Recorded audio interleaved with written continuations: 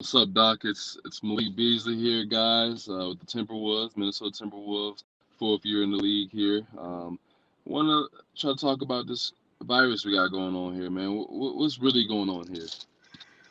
Malik, this is called the COVID-19 virus, and it's a coronavirus, and there are lots of different kinds of coronaviruses out there. This is a novel coronavirus, but similar to something that caused a disease called SARS and also MERS, something respiratory syndrome, Middle East respiratory syndrome, about 10 years ago. What happens here is people get infected in their nasal passages, and then it goes to their lungs and really sort of trashes their lungs. It makes it very difficult for them to breathe.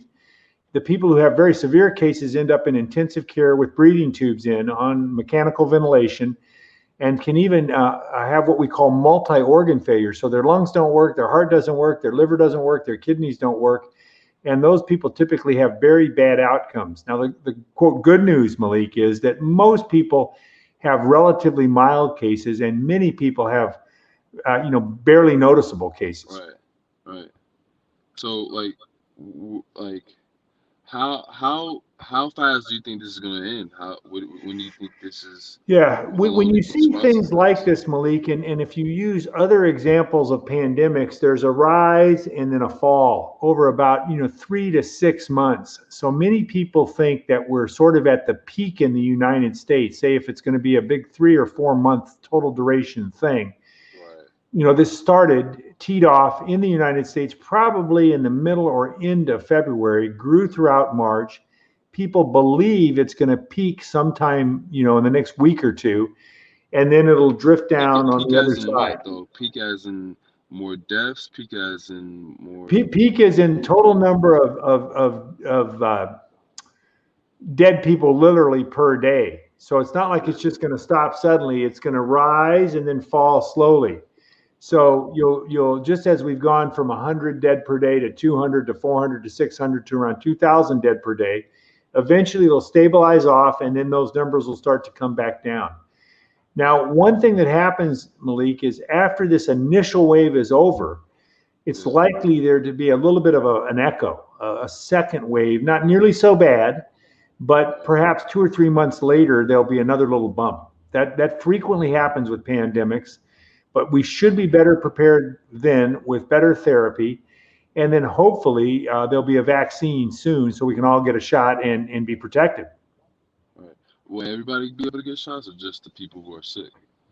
It'll be prevention, just like shots for the measles or a yearly flu Yeah. vaccine that you get. And who knows if it's a one-time shot or something that have to have every year, every couple of years. But it'll be super important when that happens for everybody to get a vaccination. Yes, sir. Okay. And what have you been doing at? Like, have you been able to go to the the hospital and work on Well, things, so or have you been able to what stay we've home? done at our hospital is reduced everything at the Mayo Clinic down in Rochester, a little south of where you are in the cities. Yes, sir. We've really shut everything down except emergency surgery and stuff that just has to happen. Right. Everything else is shut down. My research lab is shut down, and I'm mostly working from home and really haven't been in the hospital for about 10 days. But I have a Right. nice home office and I'm able to work here. Yes, And sir. and and so we're really waiting in Minnesota for the peak because this is a little bit like, a hurricane hits Miami, but it takes a while for the rain to get to Georgia. Yep. So it's hit on the coast, as you know, out in Seattle and certainly out in New York City, and it's moving inwards. And we expect things to be, it's going to probably be the peak in New York, maybe this Sunday or next week, about a week or two later out here in the Middle West.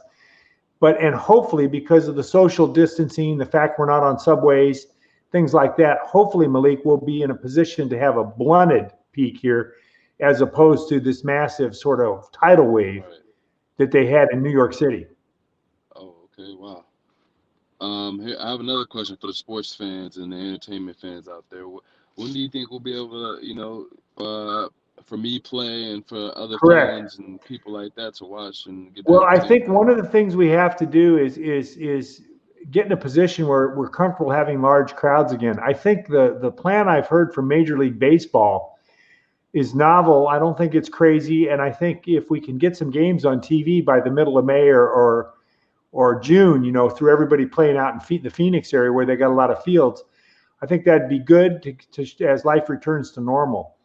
I think as we get some treatments and we get the ability to suppress this first wave and then keep track of any other little small outbreaks, it'll be hopefully safe for people to start congregating in large groups. But it's too soon to tell to think about having 15, 20,000 people in an arena or 70,000 people at a football game.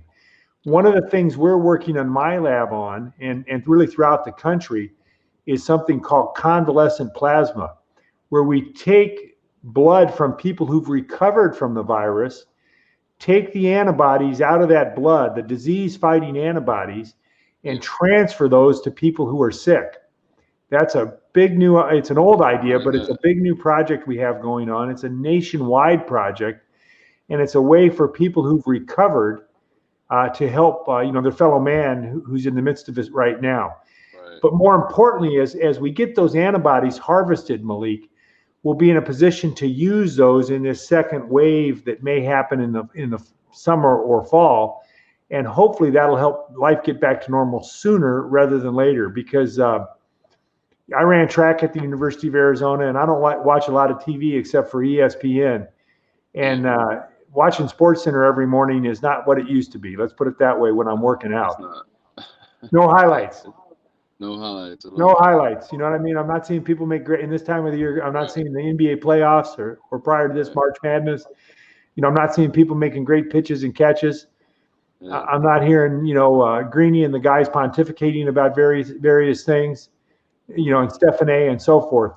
So we all miss it. We all want to get back to normal, and we all want to hear, and sports is such an important part of that. Right. Yes, sir. But this is the new normal now, huh? So people are going to have to adjust. People are going to Correct. It's the temporary new normal. And Malik, I think what we all have to do is pitch in the way we can. And I think the league and really professional basketball and also basketball in general set a great example. I think the league pulling the plug, when they pulled the plug, permitted that first week of March Madness from not happening. And imagine all those people in those arenas. That would have been just a tremendous way for a lot of people to get sick. Exactly. One of the reasons that I'm sure you're following that they've had such a disaster in Italy is there was a couple of soccer games that were played that really became a focus of how the disease spread in a big stadium. Yeah. And so I think the league deserves a lot of credit because by pulling the plug, and then the NCAA pulled the plug a couple days later. So I know it's been very disappointing to the players and the fans like me, but it's been a terrific thing for the country. Yes, sir.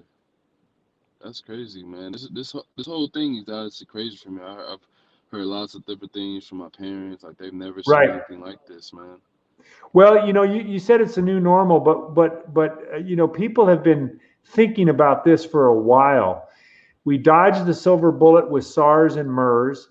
And people have suggested things like this might happen. So people thinking about it. But I think it also shows that when this is all said and done, we need to invest more in public health and more in basic infrastructure, to keep this from happening again. I think we have a situation, and you see it in your life as an athlete, where the country is tremendous at throwing kind of medical long bombs. Yeah. Super advanced cancer care, heart surgery, stuff like that, or hitting half court shots.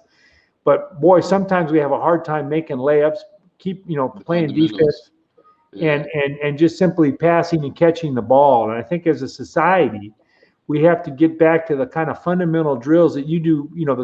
What are fundamental drills for our society, in terms of health and wellness that will permit us. So when something like this happens again, we'll be able to respond much better. We don't have any muscle memory. Our country used to know how to do this very well, and we've let that skill set atrophy, Malik, and we got to get that skill set back so it's automatic. Wow. And again, just like the kind of drills you do every day, to warm up and in practice, ball handling, defense, footwork, jump rope, and so forth. I think the country as a society, we have to identify those similar skill sets, whether it's medical, social, economic, some of these other things, and get those fundamentals down like we used to have them. Right. I agree. I agree.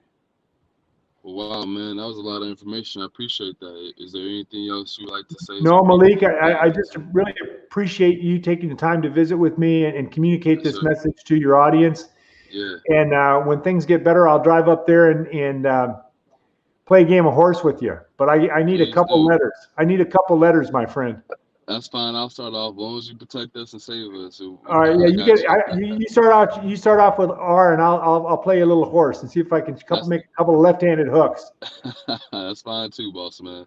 All right, Again, I appreciate you guys heard it here, man. Stay great, inside, stay safe, stay mentally prepared, and good. just continue to, be blessed. Yeah, we are, Malik, and thank you so much for having me on your show.